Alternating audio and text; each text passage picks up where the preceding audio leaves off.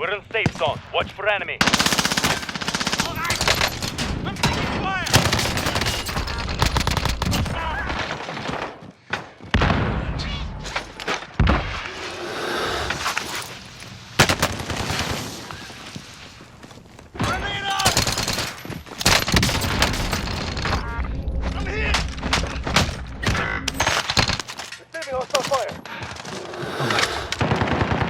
Less than 10 enemies remain.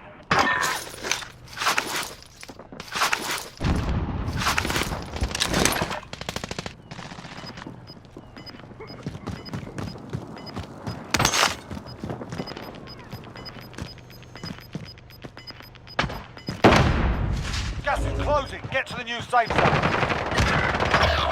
You're all that's left. Get it done. This is Striker 3-1, good copy. Strike inbound. Got gas moving in.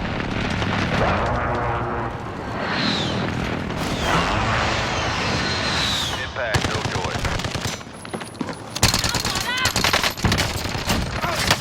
Go, clean over.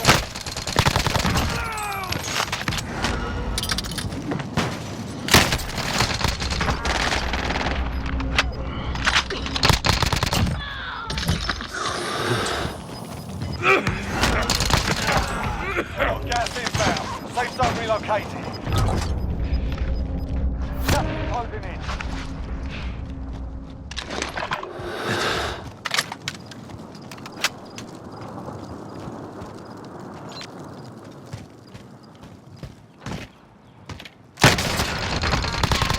Mission accomplished. All targets eliminated.